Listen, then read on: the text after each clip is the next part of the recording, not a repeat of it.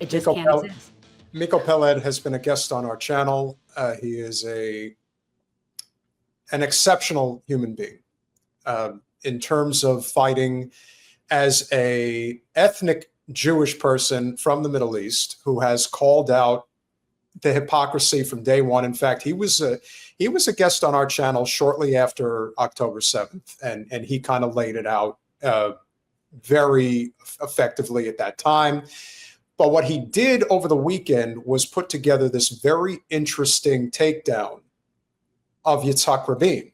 There is this revisionist history that if we just, again, this is where Bernie Sanders and liberal Zionism comes in, and it's such a devastatingly bad ideology, because as I've often said, in the current construct of our country, which has been this way for over a generation, Democrats are worse than Republicans because Democrats protect empire much better than Republicans do. Correct. And in the case of liberal Zionism, they protect the genocidal state of Israel much better than psychopaths like Netanyahu, Milikowski, Gavir, Smotrich, and the like end up doing. And so what Miko is going to explain to all of us right now is why Yitzhak Rabin was never a hero and never should have been regarded as one.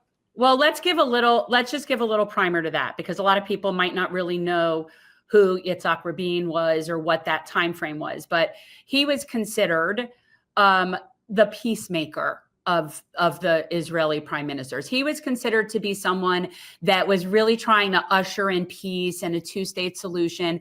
And there is definitely reason to believe that him wanting to allow for a two-state solution at that point did lead to him being removed, forcibly removed.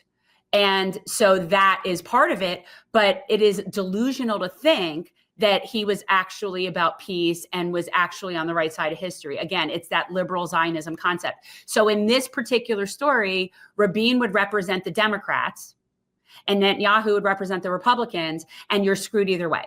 That's the point. But there has been this sort of like revisionist history that somehow he would have been a peacemaker and things would just be fine if that had been, and that they're all sort of now gathering together to team up to push this Netanyahu narrative, because now Netanyahu has his escape plan. Exactly. Well, here's a friend of the show, Miko Peled, explaining exactly how this all came to be. Peled, and I'm speaking to you from Palestine House of Freedom here in Washington, D.C.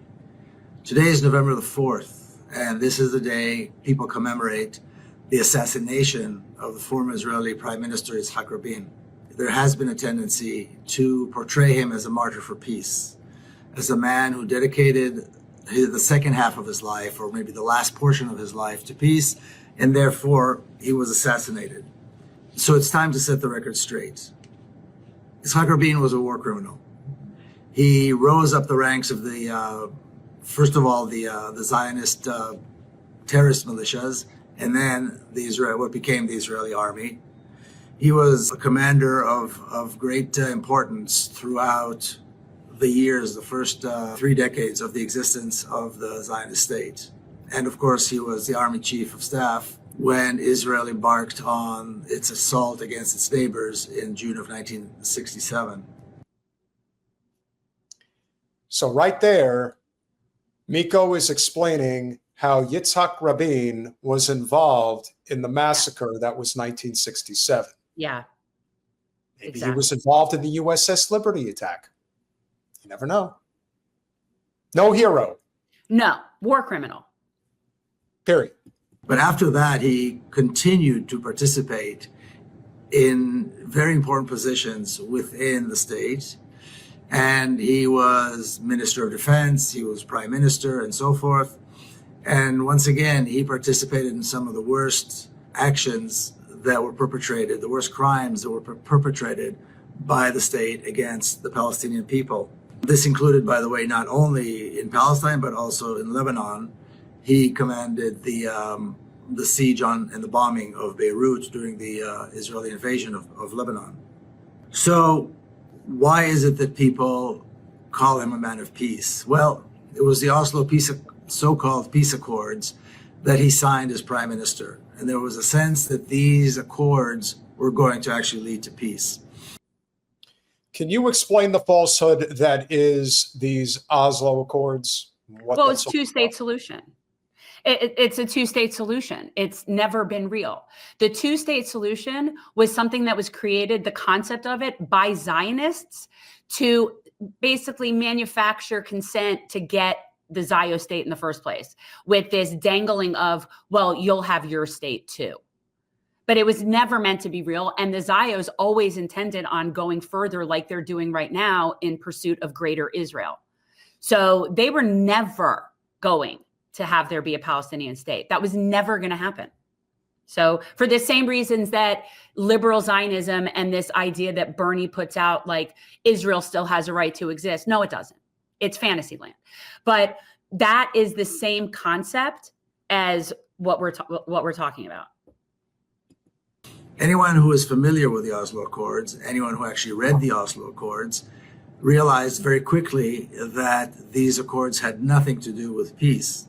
In fact, as we look at the reality in Palestine today, they are a direct result of the Oslo Accords, because the Oslo Accords afforded the apartheid state a stronger control over Palestine, over the resources, and of the people. And by pretending that Palestinians were given some kind of an autonomy, some kind of a government. It's not a government, it's not autonomy. And even my father, who was also a general in the Israeli military and was very close to Rabin, after the Oslo Accords were signed, or shortly after they were signed, he said very clearly and publicly that Rabin does not want peace, that the Oslo Accords were just another step in controlling the Palestinian people. So why was he assassinated? If he wasn't assassinated because of peace, then why was he assassinated? And I think it's important to understand who the assassin was and where he came from. The assassin he was part of two groups that were disenfranchised by the generation of Rabin. The generation of Rabin, the same part of Israeli society that I come from, is known as the First Israel. So these are the European settlers and the children of the first European settlers that came. They were, of course, privileged. They were, of course, light-skinned. And they really managed the apartheid state and established the apartheid state and ran it for the first few decades. When the Arab Jews were brought to Palestine, to what became Israel, they were treated, of course, as second and third class citizens. They were not provided with an education. That's still the case. So who he's referring to are the Jews that came from North Africa and from the Arabian Peninsula that were essentially forced out of their homelands in conjunction with the Zionist agenda to force them to go and live in Israel because they needed to have the more numbers. They needed a greater population. This is why they brought in the Ethiopian Jews. This is why they do but they then very quickly treated them all as second-class citizens. They are what the Ashkenazis would refer to as the Mizrahi Jews. They're Mizrahi Jews. And that just basically meant they're brown Jews. That's basically what that meant. And so that's who he's referring to, are these Jews that were forcibly brought in there essentially to add to their numbers because their own states were willing to sell them out along with the Zios, because those states are those kingdoms, like, Iraq was. Same, that's where these people came from. So, yeah. And in that respect, race does play a role. Absolutely. In fact, they were denied education, they were put in camps, and so on. And of course, the resentment developed over the years. But Yigal Amir, the assassin, was not only from that part of Israeli society, he was also a settler. And the West Bank settlers and the generation of Rabin who liked to see themselves as liberal Zionists, there was constant clashing between these two. So the assassin really was a combination of these two disenfranchised groups of Israeli society, if you could call it a society. And the clash came to a head with this one person who brought this real sense of frustration. And now on top of everything, this first Israel, this liberal Israel, is celebrating a so-called peace with the Arabs by giving them land, by giving them control and so forth. And they saw that, of course, as a betrayal. Yeah. So when people try to make the suggestion, like the liberal Zios in this country, that if we just got rid of X, that Y will now all of a sudden be acceptable. But no, they're all the same. Just depends on at what level. The whole concept of this state is genocidal. Yeah. And they're now going to be desperately trying to whitewash it. So I'm glad that he did this video at this time, because this is where they're going to start trying, just like the theater and the Knesset and this. It's very clear that they're going to try now to claim as if this whole past couple of years is just the result of this sort of, outlier group. And that's just not the case. So we need to remain very focused on ending the Zio state. We cannot let it turn into, okay, we're going to be done genociding people now, but we're still good, right? Because we got rid of the bad team. We're still good. No. Now, they are that disconnected. And that's why, like I said, when you guys probably saw the clip that I put out earlier about Ben Shapiro, they have nowhere to go. They don't know what to do, because they can't. Ben Shapiro, Mark Levin,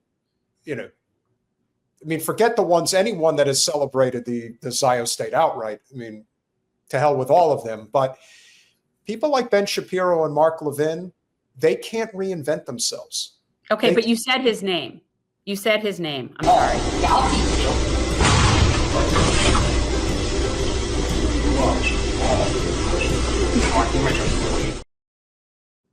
Sorry, I can't. I feel like when you mention him, it's just I need to see it. It warms the heart. Sorry. I don't blame you. I understand. Thank you. Well, this is why I've been saying for the longest time, I don't think we can save the Palestinian people, but what we can do is we can do everything in our capacity to make sure that this genocidal state ceases to exist. And what happens with the people, I don't give a fuck. Well, I care to the extent of that's part of why I'm leaving South Florida. Because I do care. I care for all the people that are living in places going about their happy little lives, whatever that is. And now they're going to be invaded and infested by a bunch of Zios. Yeah, well, like I said, if any part of the deserves that. Well, this is part of the reason why they're all concentrating in the same place. Not surprising. Yeah. But as the economic effects of what happens to the climate continues to affect Southeast Florida, couldn't happen to better people. Yeah. Miko has a little bit more to say. That is why he was assassinated. The idea of peace was not really something that was the issue. The idea of this first liberal Israel and him being a symbol of that Israel is why he was assassinated. And of course, this was the apex of liberal Israel, of the first Israel, allowing the Palestinians a small measure of independence. My goodness, I tell you, the crossover between the political disposition of the shit liberty that is the Rabin version of Israel and the shit liberty version of, let's say, the Clinton Democratic Party is incredible. Well, they're Kamala. It's Kamala. Like when everybody was saying, well, but Kamala's better than Trump because she's genocide light. That's the extent of what we're talking about. Yeah. So right. Of course. And I hate to say it, but this is also part of the reason why it's better to have Trump than have Kamala, because people truly do go to sleep when the rosy language is thrown at them. We're really trying to save the Palestinians. Tirelessly. We're really trying to say. Whereas they're totally get rid of all the people. They're terrible. Again, that's the difference. With Trump, you can't turn away. The car crashing, the wreck is right in front of you. You can't turn away. It's in all directions. Whereas when shit liberty is thrown in your direction, they just try to pat you on the head and rub your belly and say, everything's going to be okay. We're just going to kill a few people and it'll be all right. We're just going to kill some folks. Miko could not seriously, he's, as always, is very spot on. Which, of course, we know is not independence, but just another method, another way to control the Palestinians and deny them their rights. But again, people don't want to confuse a good story with the facts, but it's important, particularly on a day like today, And given the fact that there are plays being made about him and so forth, again, always portraying him as some kind of a martyr for peace and a hero, it's important to set the record straight that he was neither a martyr for peace, nor was he a hero, unless you support and believe in the crimes that the Zionists have been committing over the last 100 years. So people who support this idea of an Israel, people who support the crimes against the Palestinians, of course, see him as a hero. But the reality is that he was a war criminal. He wanted nothing to do with peace. He wanted nothing even remotely that resembled independence or autonomy or self-determination for the Palestinians. Thank you. Thank you, Miko, for that excellent public service announcement. I think it's very relevant right now because that's where they're all on their off ramp. They're all trying to figure out what to do and salvage what they have left. So they're putting on theater everywhere. And we cannot be deterred and somehow think, maybe a few years ago, they could have continued at the pace they were and just sort of lived through it, whatever, but now they lost it. They lost it. It's over. It's over. We see, it's like, they're never coming back from this.